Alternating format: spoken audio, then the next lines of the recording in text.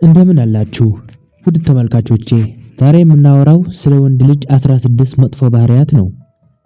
እነዚህ ባህሪያት በግንኙነት በፍቅርና በሰው ላይ የሚፈጥረውን እምነት ሊያበላሹ ይችላሉ። አንዳንዶቹን ራሳቸውን ውስጥ ሳናስተውል ልናደርጋቸው እንችላለን። ስለዚህ እስከ መጨረሻው ተከታተሉኝ። ከዚህ 16 ባህሪያት ውስጥ በእውነት የሚያስጠነቅቁትን እንመለከታለን። አንደኛ፣ ሁልጊዜ መዋሸት። አንድ ወንድ በተደጋጋሚ የሚዋሽሽ ከሆነ ይህ ግንኙነት ላይ ትልቅ ችግር ይፈጥራል።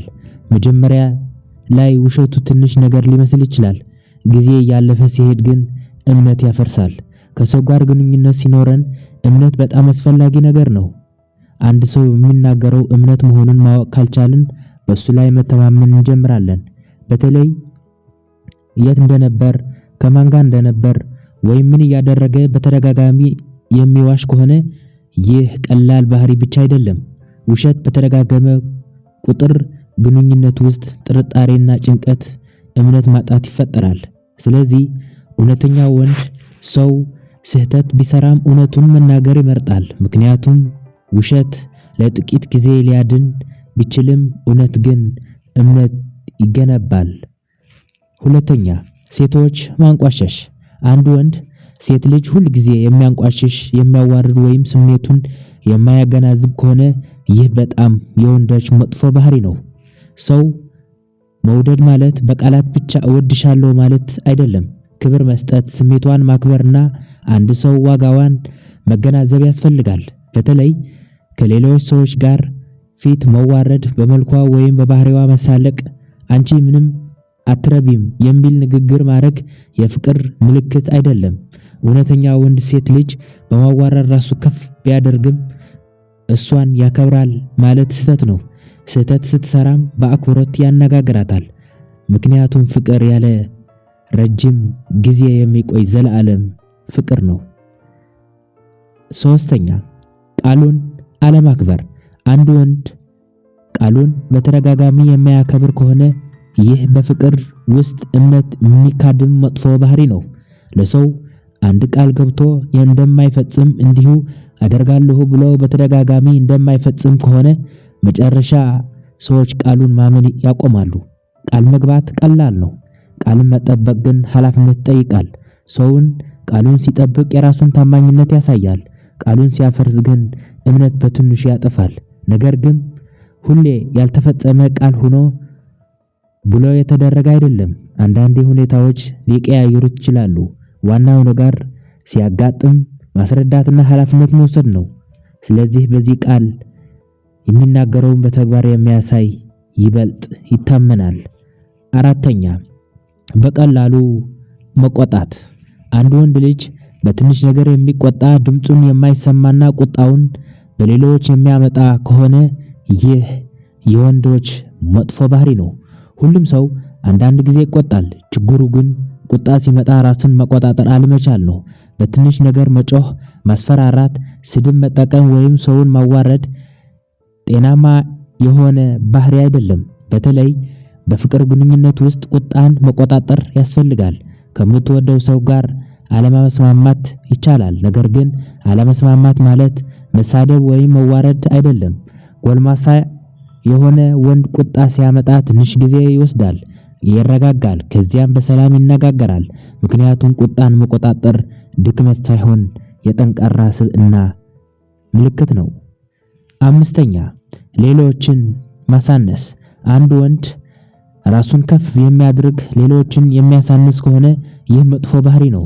ሰዎች በችሎታቸው፣ በአመለካከታቸው፣ በስራቸው ወይም በህይወታቸው ምክንያት ማሳነስ የራስ ዋጋ አያሳድግም። በተለይ ከሚወዳት ሴት ጋር ሲሆን አንቺ ምንም አትችይም፣ ከኔ የተሻለ ማንም የለም የሚሉ ንግግሮች በጣም የሰው ልብ ይጎዳሉ። እንዲህ ያለ ንግግር የሰውን በራስ መተማመን ሊያደክም ይችላል። እውነተኛ ጠንካራ ሰው ግን ሌሎች በማሳነስ ራሱን አያሳይም። ይልቁንም ሌሎችን ያከብራል፣ ያበረታታል እና ስኬታቸውን በደስታ ይቀበላል። ምክንያቱም የሰው ዋጋ ማነስ ያንተ ዋጋ አይጨምርም። ክብር መስጠት ግን የሰውነትህን ጥራት ያሳየዋል። 6 በቀላሉ መቅናት። አንድ ወንድ ልጅ የሚወዳትን ሴት በቀላሉ የሚቀርባት ከሆነ ይህ ፍቅር ብቻ ሳይሆን የእምነትንም የችግርም ሊሆን ይችላል።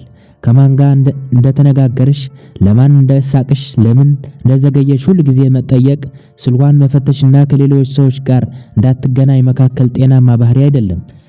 ቅናት አንዳንድ ጊዜ በፍቅር ውስጥ ሊኖር ይችላል። ችግሩ ግን ቅናት ወደ ቁጥጥርና እምነት መጣል ሲቀየር ነው። እውነተኛ ፍቅር ሰውን ማሰር አይደለም፣ እምነትን፣ ክብርና የግል ነፃነትን መጠበቅ ነው። ስለዚህ የምትወደውን ሰው መቆጣጠር ይልቅ እመነው፣ እምነትህን ያለበት የበለጠ ይጠነክራል። 7ኛ ሰውን መጠቀም።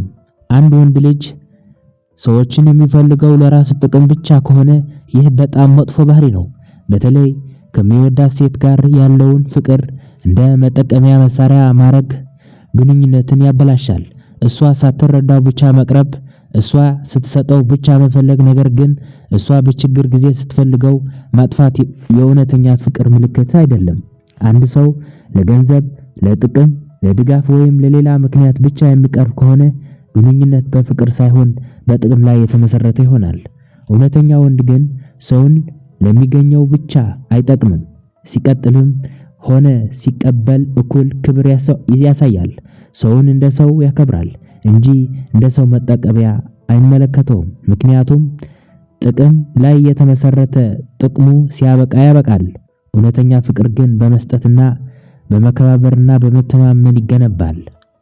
8ኛ ሚስጥር ማውጣት። አንድ ወንድ ልጅ የሰዎችን ሚስጥር መጠበቅ የማይችል ከሆነ ይህ በጣም መጥፎ ባህሪ ነው። ሰውን ሚስጥሩን የሚነግረው ስለሚያምነው ነው። ያን እምነት ማፍረስ ግን በጣም ይጎዳል። በተለይ የምትወደው ሴት የግል ጉዳዩን ካካፈለችህ ለጓደኞችህ መናገር ወይም ለሌሎች ፊት ማውራት ክብር ማጣት ነው። አንዳንድ ወንዶች እንዲያድንቃቸው ሲሉ እሷ ይህንን ነግራኛለች ብለው ለሌላ ሰውን የግል ጉዳይ ይናገራሉ። ይህ ግን ብልህነት ሳይሆን እምነትን ማፍረስ ነው። እውነተኛ ወንድ የሰው ሚስጥር እንደራሱ ጉዳይ ይጠበቃል። ሚስጥር መጠባበቅ በፍቅር ግንኙነት ውስጥ ታማኝነትን ያሳያል። ስለዚህ አንድ ሰው ሚስጥሩን ካካፈለህ እሱን ከሌላ ሰው ለማሳየት አትጠቀምበት። የምትሰጥህ እምነት መጠበቅ፣ ምክንያቱም እምነት ለመገንባት ረጅም ጊዜ ይፈጃል፣ ለማፍረስ ግን አንድ ቀን ይበቃል። 9ኛ ይቅርታ አለመጠየቅ። አንድ ወንድ ልጅ ስህተት እንኳን ቢሰራ ይቅርታ መጠየቅ የማይችል ከሆነ ይህ መጥፎ ባህሪ ነው። ምክንያቱም ይቅርታ መጠየቅ ድክመት ሳይሆን ስህተት መቀበልና ኃላፊነት መውሰድ ነው። አንዳንድ ሰዎች እኔ ምንም አላደረኩም ብለው ስህተታቸውን ለመቀበል ይቸገራሉ። ሌላውን ሰው ይወቅሳሉ፣ ምክንያቱም ያበዛሉ ወይም እንዳልተፈጠረ ዝም ይላሉ። ግንኙነት ውስጥ ግን ይህ ችግር እየተደጋገመ ሲሄድ ቁስሉ ይጨምራል። አንድ ሰው ተጎድቶ ሳለ ይቅርታ ካልጠየቀበት ስሜቱ ለሱ ምንም አይደለም ብሎ ሊሰማው ይችላል። እውነተኛ ወንድ ግን የስህተት ሲሰራ ተሳስቻለሁ ይቅርታ ለማለት አይፈራም። ከዚህም ስህተቱን እንዳይደገም በተግባር ያሳያል። ይቅርታ የሚያደርገውን የሚያሳስበውን ይልቅ ስብዕናውን ያበላሻል። 10ኛ ሁል ጊዜ ሌሎችን መውቀስ። አንድ ወንድ ልጅ በስህተት የሚፈጠር ጊዜ ሁል ጊዜ ሌሎችን የሚወቅስ ከሆነ ይህ መጥፎ ባህሪ ነው። ምንም ነገር ቢፈጠር እኔ አላደረኩም የሷ ጥፋት ነው ማለት ችግሩ አይፈታውም። ሁሉም ሰው ስህተት ይሰራል። ዋናው ነገር ግን ስህተት መቀበልና ከእርሱ መማር ነው። ነገር ግን ሰው ሁሉ ጊዜ የራሱን ንጽህና አድርጎ ሌሎችን ብቻ የሚወቅስ ከሆነ በግንኙነቱ ችግር ሲፈጠር መፍትሄ ማግኘት ይከብዳል። በተለይ በፍቅር ግንኙነት ውስጥ አንዱ ሰው ሁል ጊዜ አንቺ ምክንያት ነሽ እያለ ከሆነ ለሌላው ሰው መጨረሻ ራሱን መጠራጠር ሊጀምር ይችላል። እውነተኛ ወንድ ግን ስህተቱ የራሱ የሆነ ይቀበላል። እዚህ ላይ ተሳስቻለሁ ማለት ያውቃል። ከዚያም ስህተቱን ለማስተካከል ይሞክራል። ሌሎችን መውቀስ ቀላል ነው። የራስህን ስህተት መቀበል ግን የብስለት ይጠይቃል። 11ኛ ቂም መያዝ። አንድ ወንድ ልጅ በቀላሉ ቂም የሚይዝ ያለፈው ጉዳይን ሁል ጊዜ የሚያስታውስና ሰውን በቀድሞ ስህተቱ የሚወቅስ ከሆነ ይህ የግንኙነት የሚጎዳ መጥፎ ባህሪ ነው። ሁሉም ሰው ሊሳሳት ይችላል። ችግር ሲፈጠር ተነጋግሮ መፍታት ይቻላል። ነገር ግን ቂም ይዞ በየጊዜው ያኔ እንዲህ አድርገሽኛል እያለ የቀድሞ ጉዳይን መመለስ እምነት ያደክማል። በተለይ በፍቅር ቂም የሚይዝ ሰው በአሁኑ ጊዜ ካለው ግንኙነት ይልቅ በቀድሞ ጉዳይ ላይ ሊኖር ይችላል። ይህንም የግንኙነት ሰላምን ያበላሻል። ፍቅር ማለት የተደረገውን ነገር ማጽደቅ አይደለም። ያለፈውን ነገር ህመም ከአሁን ህይወት መለየት ነው። እርግጥ ከባድ ጉዳዮች ካሉ ድንበር ማስቀመጥ ያስፈልጋል። 12ኛ ቃል ገብቶ አለመፈጸም። አንድ ወንድ ልጅ ብዙ ቃል የሚገባ ነገር ግን ቃሉን የማይጠብቅ ከሆነ በፍቅር ግንኙነት ውስጥ እምነት የሚያፈርስ መጥፎ ባህሪ ነው።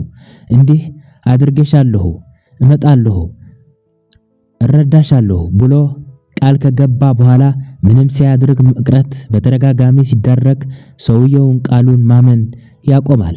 ቃል መግባት ቀላል ነው። ቃልን በተግባር መጠበቅ ግን ታማኝነት ይጠይቃል።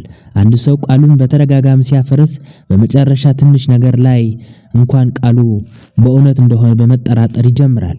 እውነተኛ ወንድ ግን የሚችለውን ነገር ከመግባት ይልቅ ይህንን አሁን ማድረግ አይችልም ማለት ይመርጣል። ቃሉን ከገባ ወዲያ ግን ለመፈጸም ይጥራል።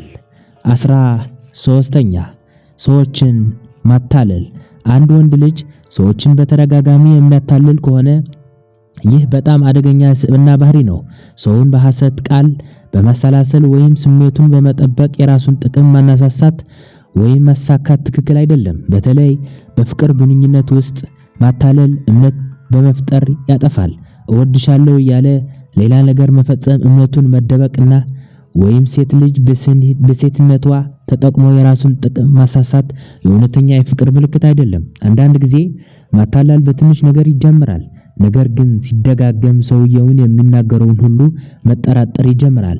ከዚያም በትዕግስቱ ውስጥ እምነትና ሰላም ይጠፋሉ።